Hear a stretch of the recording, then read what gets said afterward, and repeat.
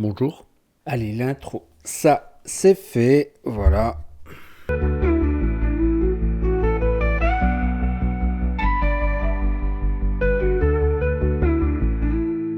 Et salut tout le monde, j'espère que vous allez bien. On se retrouve aujourd'hui avec une nouvelle vidéo. Grosse vidéo d'ailleurs, puisque je vais vous présenter mes achats manga du mois de février. Et comment vous dire, il y en a quand même pas mal, je trouve. Et bien sûr, n'hésite pas à rester jusqu'à la fin, puisque à la fin, nous ouvrons 2 colis, dont un j'ai trop hâte.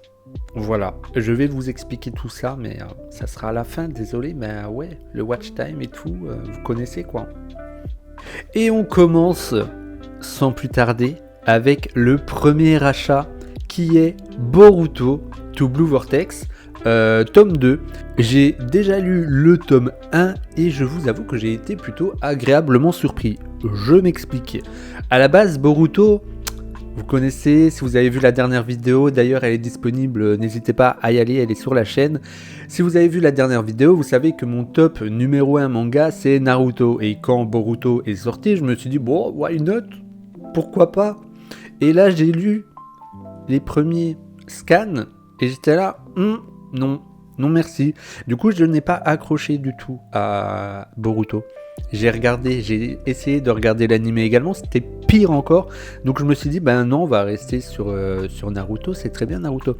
Et au final, quand j'ai appris que Boruto to Blue Vortex allait sortir et qu'en plus de ça, c'était Kishimoto qui était vraiment derrière, je me suis dit, bon, il y a possibilité de faire quelque chose quand même.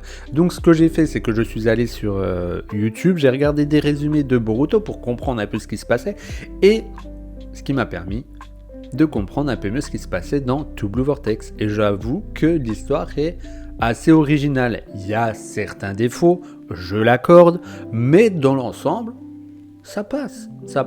Puis honnêtement, les dessins sont plutôt corrects, je trouve. Personnellement en tout cas. Hein. D'ailleurs, si tu ne me suis pas encore sur les réseaux, j'en profite également parce que j'ai fait une petite revue sur Boruto to Blue Vortex tome 1, donc n'hésite pas à me suivre sur Instagram, le lien est dans la description. Le suivant n'est pas vraiment un achat, c'est plutôt un cadeau que ma copine m'a offert, c'est le tome 1 de Hell's Paradise.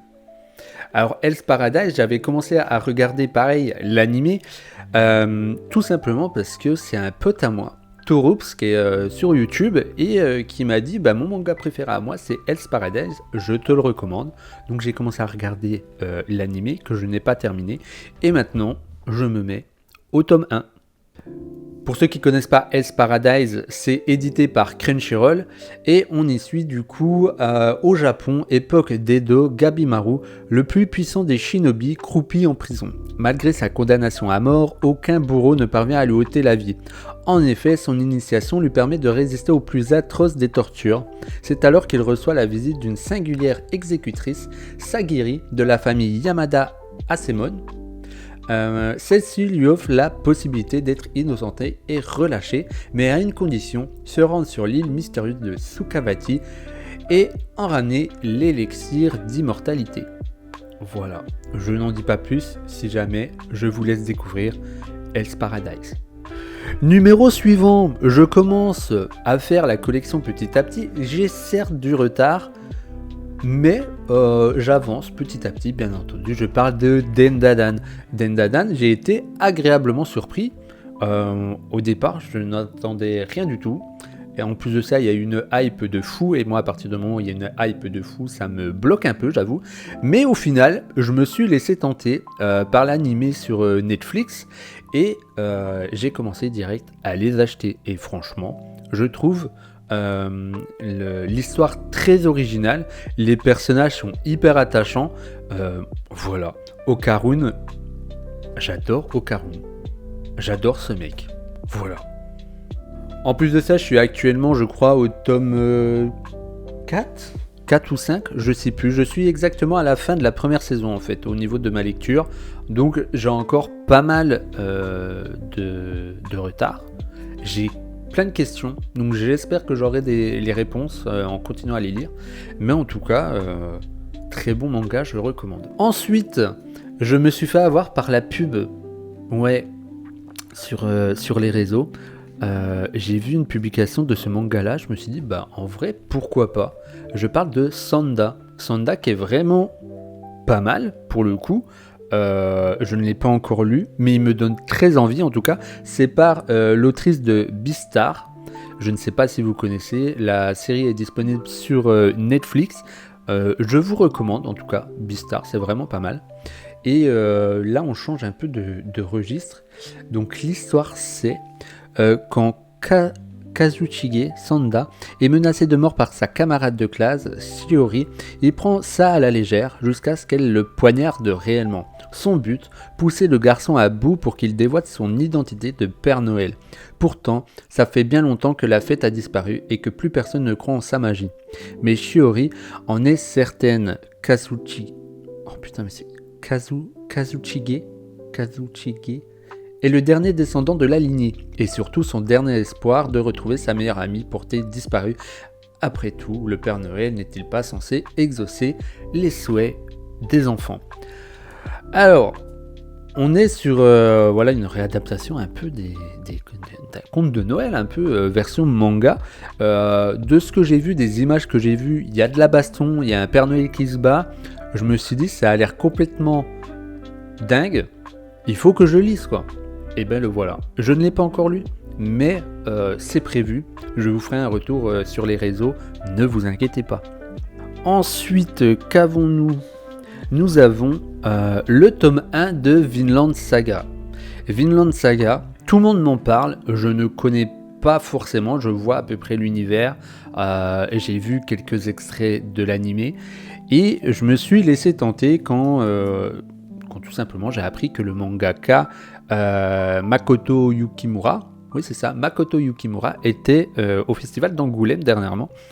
Et j'ai regardé un peu ce qui se passait autour de Vinland Saga et je me suis dit, ouais, on lira le premier manga et on se fera notre propre avis. Apparemment, c'est un banger. Donc j'ai plutôt hâte, j'avoue. Ensuite, et celui-là, je n'ai pas pu attendre. Je l'ai lu tout de suite dès que je l'ai acheté.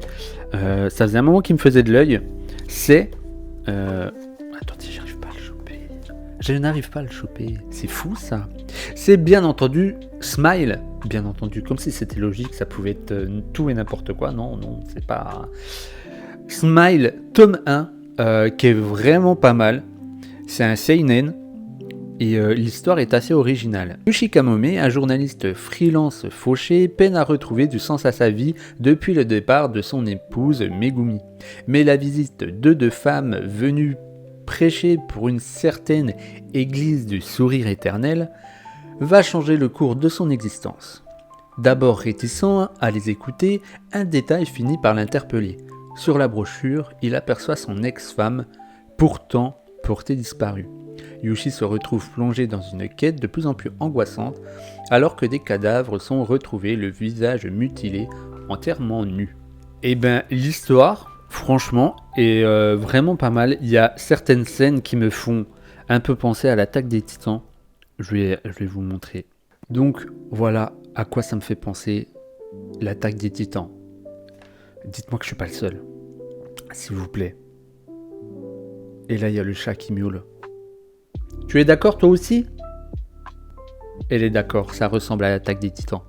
Non, en vrai, l'histoire est assez originale.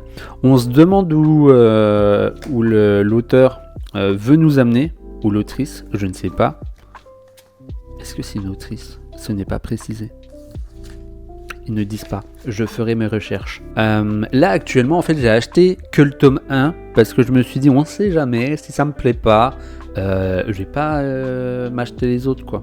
Donc, je n'ai pas acheté le tome 2. Le tome 3, je crois qu'il est déjà sorti, mais je ne suis pas sûr.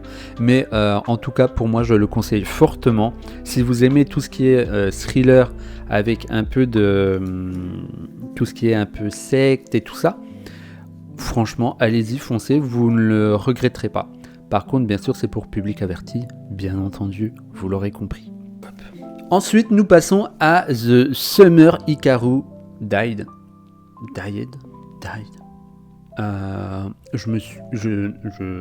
Je fouillais en fait littéralement en magasin à la recherche d'un manga assez original.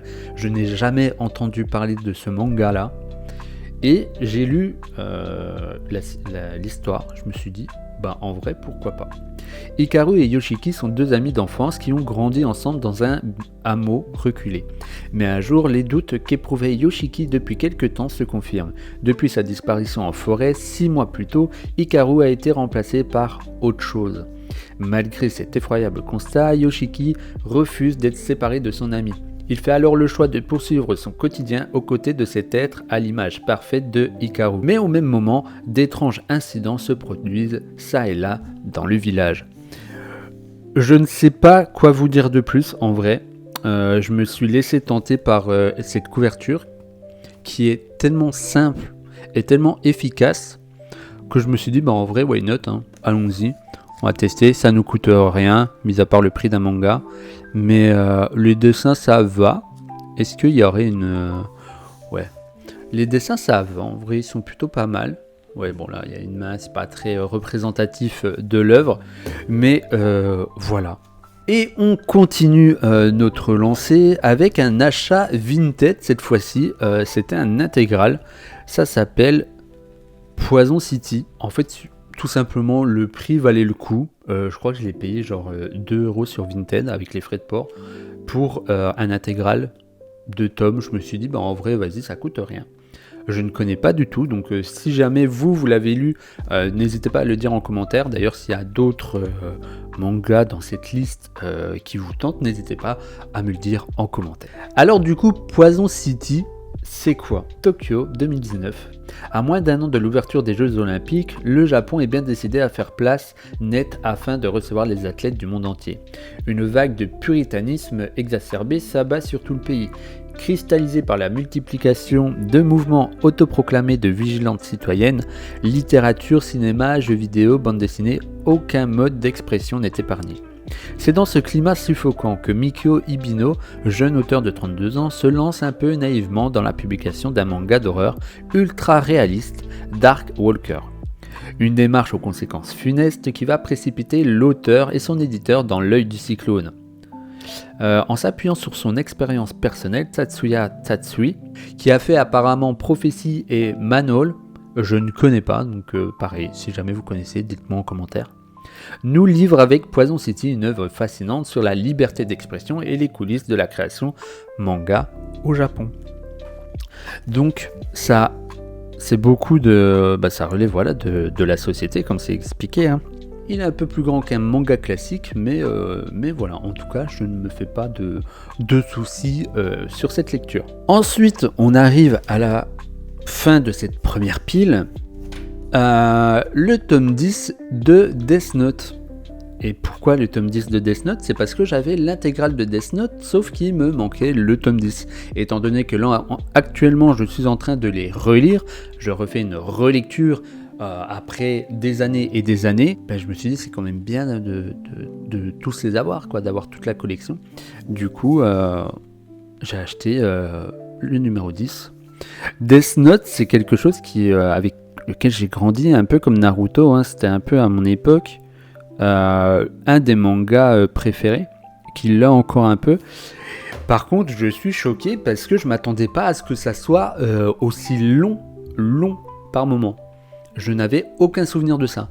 C'est-à-dire qu'il y a des moments où il y a beaucoup de babla. Où il y a beaucoup de babla. Non, toujours pas, il veut pas sortir celui-là. Où il y a beaucoup de blabla. Voilà, c'est bon, je l'ai dit. Il y a beaucoup de blabla. Et des fois, ça me perd un peu quand même, j'avoue. Il y a beaucoup de texte.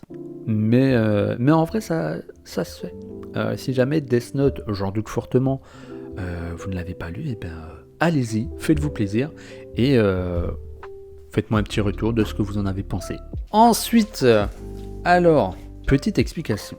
J'ai acheté des mangas d'occasion sur un site qui s'appelle Bazar du Manga, qui est pour le coup vraiment pas mal, puisque vous avez quasi tous les mangas avec soit du neuf, soit de l'occasion, à des prix franchement qui valent vraiment le coup. En plus de ça, comme je le disais, vous avez la possibilité d'acheter des mangas d'occasion ou alors du neuf, mais également des collections entières. Voilà. Et de temps en temps, non, c'est même pas de temps en temps en fait, chaque week-end, ils font un concours. Et pas plus tard que le week-end dernier, c'était quoi ? C'était l'intégrale des Naruto édition Hokage. Je me suis dit, pourquoi pas ? On va tenter. Et du coup, en échange d'un achat, d'une commande passée sur leur site internet ou en magasin, vous êtes automatiquement inscrit pour ce concours-là. Et voilà. Du coup, j'ai acheté des mangas. Du coup, on va ouvrir ce colis ensemble. Du coup, qu'est-ce que j'ai acheté au bazar du manga ?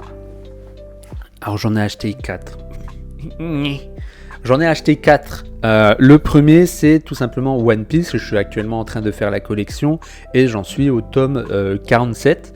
Donc voilà, je me suis dit, vas-y, let's go, hein, on va le prendre. Hein, tant qu'à faire, vu que c'est de l'occasion, tant mieux. En plus de ça, je recommande fortement, dès que vous pouvez faire de l'occasion, enfin acheter en tout cas de l'occasion, n'hésitez pas, faites-le. En plus de ça, les mangas ont l'air en très bon état en tout cas.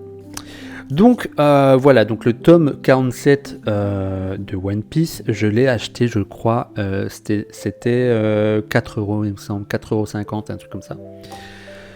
Ensuite, nous avons la suite de My Hero Academia, tome 8. J'en suis actuellement niveau lecture. Je crois que je dois être actuellement au tome 2 ou 3, je crois. Et là, je crois que on a dépassé la barre des 30 tomes, me semble-t-il. Voilà. J'ai encore du chemin à faire, tout comme One Piece. Ensuite, alors, ça c'est pareil. Tout à l'heure, je vous ai parlé de mon ami Torops, qui est sur YouTube et sur les réseaux, qui fait aussi du contenu manga, et qui est fan de ce manga-là, qui nous avait recommandé à ma copine et moi de lire le tome 1. Je n'ai pas encore lu le tome 1, mais je sais d'avance que je vais aimer, puisqu'il s'agit de Dreamland Saga. Voilà. Je crois que c'est les anciennes éditions, par contre, il me semble, mais en tout cas, franchement, ça a l'air vraiment pas mal. Je peux pas vous en dire plus parce qu'en vrai de vrai, je ne connais pas du tout l'histoire. Il me semble hein, qu'en gros, c'est des personnes qui ont le pouvoir de rentrer dans leurs rêves, d'où le Dreamland. Et du coup, il se passe des choses. On suit ce personnage-là. Je sais même pas comment il s'appelle. On suit ce personnage-là. Voilà. C'est un manga français d'ailleurs, et ça c'est pas mal. Je pense que vous connaissez parce que c'est un des pionniers, je dirais, du manga français, Dreamland Saga, que même si je ne l'ai pas lu encore une fois, je vous le recommande. Comme je l'ai dit, c'est de l'occasion, mais vous avez la possibilité d'acheter du neuf si jamais. Pour 4 mangas avec les frais de port, j'en ai eu pour 16€. Voilà, c'est, je trouve plutôt correct quand vous voyez que un manga coûte en moyenne, je dirais entre 7 et 8€, si ce n'est plus selon le format que vous prenez. Voilà, vous en prenez 2, vous allez vite dépasser le budget. Donc là, franchement, allez-y, ça s'appelle Bazar du manga. Je vous le recommande. Ok, on arrive bientôt à la fin de cette vidéo, mais avant toute chose, j'ai encore une chose à ouvrir. Alors, c'est suite à un concours où je me suis inscrit sur Instagram. Vous savez, le genre de concours où vous y croyez jamais, où vous dites ouais, bon, allez, vas-y, c'est bon, on verra bien. Bah voilà, j'ai gagné. C'est Kiun Édition qui avait fait ça sur Instagram pour la sortie d'un manga. Et pour vous dire, le jour où j'ai eu la notif comme quoi j'avais bien gagné le concours, je me demandais si c'était pas une arnaque parce que je me rappelais plus avoir participé. Voilà. Bref, ouvrons. Du coup, il s'agit des 5 premiers tomes de Green Mechanic. Autant vous dire que je ne connais pas. Je me suis dit, bon, vas-y, 5 tomes d'un coup, pourquoi pas, ça peut me plaire. Hein. Du coup, je ne connais pas. Je vais vous lire l'histoire. Les êtres humains ont fait de leur planète un désert recouvert d'ordures. Un seul endroit habitable est la mégapole, ville géante où s'entassent hommes et robots, ainsi que les mystérieux ersatz, créatures monstrueuses pourchassées par la milice. Dans ce monde en perdition survit Misha, jeune orpheline aux dons d'empathie surdéveloppés. Incapable de contrôler sa capacité à lire les émotions des autres, elle se tient à l'écart de ses semblables C'est pourtant grâce à ce pouvoir qu'elle trouve Reborn, un robot morphing errant sans mémoire au milieu d'une décharge. Cette merveille technologique est capable d'adopter n'importe quelle apparence. Sans hésiter, la jeune fille lui fait prendre la forme de Michael, son meilleur ami dont elle est sans nouvelles depuis qu'il a été enlevé par un groupe d'ersatz il y a 10 ans. D'où viennent ces créatures? Que deviennent ceux qu'elle capture? Nul ne le sait. Pour retrouver son compagnon, Misha rejoint les renforts, un groupe de guerriers et d'enquêteurs hors pair en échange de leur aide. Elle met à leur service ses capacités psychiques et son aptitude à faire de Reborn une armure surpuissante. Le combat pour la vérité commence. Ok. Green Mechanic est la première œuvre de Yami Shin, grande gagnante du premier tremplin manga Kiun. À l'aise dans tous les registres, elle nous entraîne dans un univers post-apocalyptique où s'entremêlent action, combat, suspense et romance. Avec elle, la science-fiction prend une nouvelle dimension. Et bien, en vrai de vrai, je ne suis pas du tout science-fiction ou quoi, mais ça a l'air plutôt pas mal. Les dessins, je peux vous montrer déjà la première page. Hop. Les dessins ont l'air vraiment cool, vraiment sympa. Franchement, ok. C'est très futuriste de ce que je vois, en même temps c'est dit. Donc du coup je suis plutôt content. C'était à l'occasion je crois du 8e tome qui est sorti que j'ai pu gagner ces 5 tomes. Donc je ferai une lecture et je vous ferai un retour soit en vidéo, soit sur Instagram. On verra bien. Et ben voilà, on arrive à la fin de la vidéo. J'espère en tout cas qu'elle vous aura plu, que je vous aurai fait découvrir des choses. Alors c'est sûr, il y a des grosses têtes d'affiche, un peu comme One Piece ou Vinland Saga ou autre, mais ça reste plutôt correct, je trouve. Smile, pour moi, un banger. Voilà. N'hésitez pas à me dire ce que vous en avez pensé en commentaire. Et si vous voulez me mettre en commentaire vos derniers achats manga, eh ben faites-vous plaisir. Comme ça permet à moi, à vous, aux autres, à nous, d'échanger et de peut-être de faire découvrir de nouveaux mangas à d'autres personnes. Voilà. Donc je ne sais plus si je l'ai dit déjà ou pas, mais n'hésitez pas à liker la vidéo et à vous abonner si ce n'est pas encore fait et à activer la petite cloche pour rester informé de la prochaine vidéo qui sortira. Et voilà. Moi je vais... j'ai un petit peu de lecture, quoi. Donc j'ai quoi m'occuper. J'ai une semaine de vacances. On sait ce que je vais faire. Voilà. Allez, surtout prenez soin de vous et à bientôt dans une prochaine vidéo. Ciao!